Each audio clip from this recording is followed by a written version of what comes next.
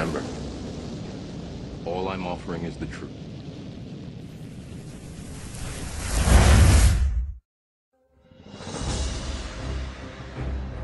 If you had to put a name to the conspiracy that's come down to us through the ages, that some call the Illuminati, some other people call it other things, but I think if you boil it down to its purest, simplest form, you would identify it essentially as Freemasonry.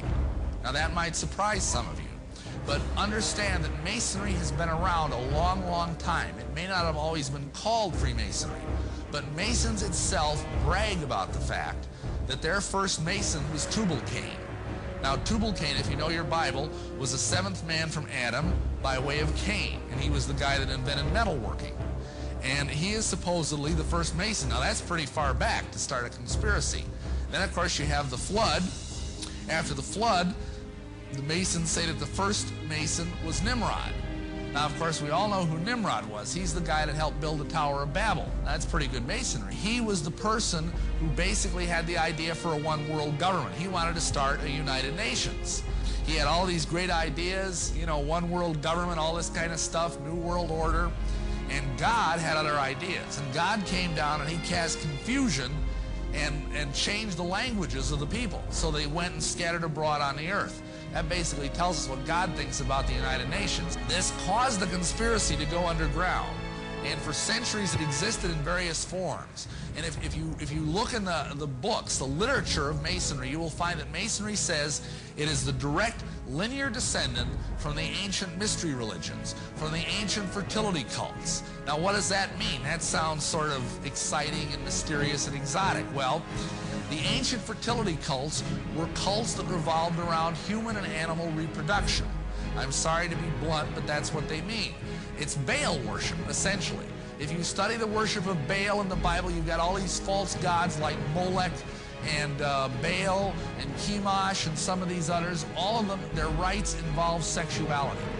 And that's the same thing that Masonry is. That's why the god of Masonry is the phallus. That's why you have Masonic monuments like the Washington Monument that look like a giant phallic symbol. It's that simple. So this is the conspiracy. And it may have been called many names, like, for example, before the time of Christ, Masonry was called the Dionysian Artificers. Later on, it was called the Gnostics. The Gnostics are basically people who believe that you are saved by secret knowledge, to put it simply. Gnosticism, it comes from the Greek word gnosis, which means knowledge, like diagnosis or prognosis. And what they believed is that Christianity, as it is constituted in the Bible, is far too simple. It's a Greek heresy off of the truth of Christianity.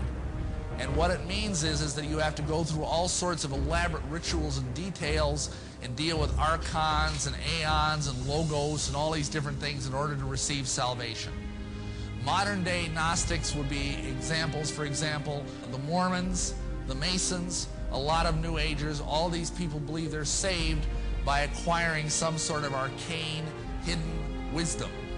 Then we've got pre-Islamic sorcery and alchemy, but that in turn birthed what is called the assassin cult.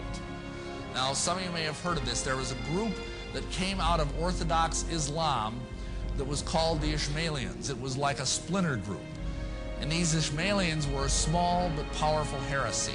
And one of their chief leaders was a sheikh by the name of Hassan-i-Sabah.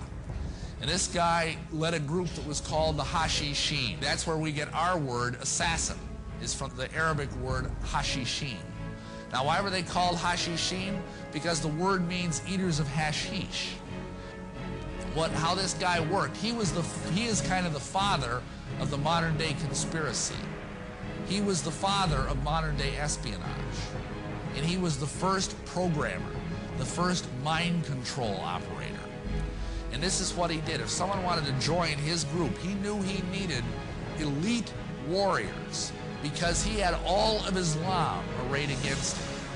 When you died, you would go to a place called paradise, where you could do all the stuff you weren't allowed to do as a Muslim. You could eat pork, you could drink wine, and there were these beautiful angels called Uris that looked just like Playboy centerfolds, and they would minister to your every whim throughout eternity. And this is the Islamic paradise.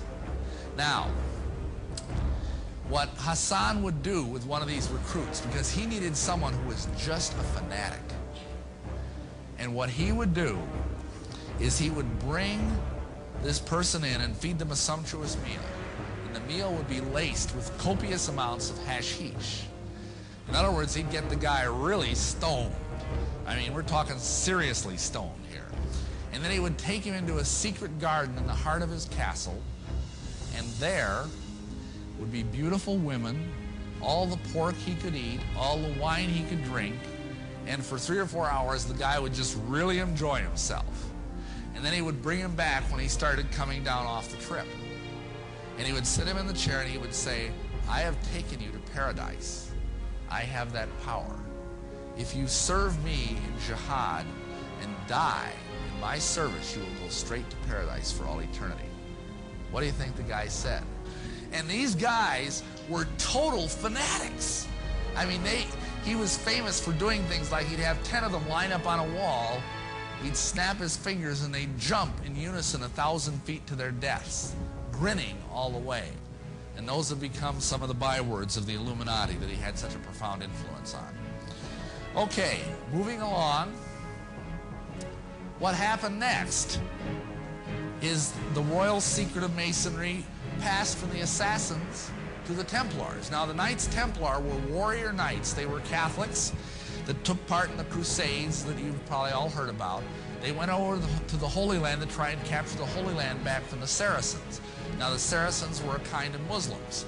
During this conflict, which lasted over a century, they began to interface with the Assassins.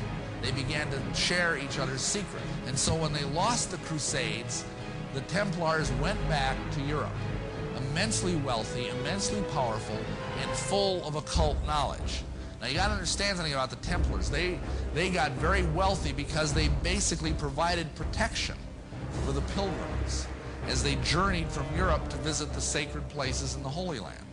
And they got very, very wealthy. Plus, there are legends that say that they found Solomon's treasure buried in the ruins of Solomon's temple in Jerusalem, and that they were fabulously wealthy. They got so powerful, and interestingly enough, they became the first international banksters. Everybody tries to blame the Jews for that one, but actually the first international banksters were in fact the Templars.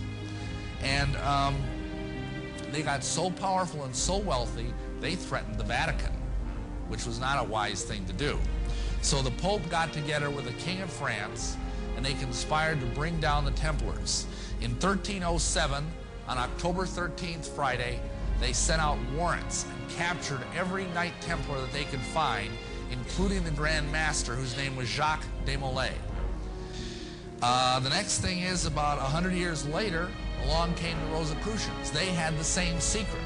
Some people say that they were just a resurfacing of the Knights Templar under a different name. After that, just 34 years later, we have Ignatius Loyola and the Jesuits. Now, Ignatius Loyola was a Spanish knight, and he got hit in the leg with a cannonball and had to go through a lengthy convalescence. During that time, he had some sort of conversion experience and decided, this sounds familiar, I know, he wanted to start an order of warrior monks, elite warriors that would protect the Pope and would serve the Catholic Church unwaveringly.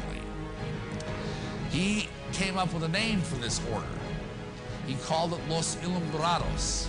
Now, if any of you speak Spanish, you know that name means the Illuminated Ones.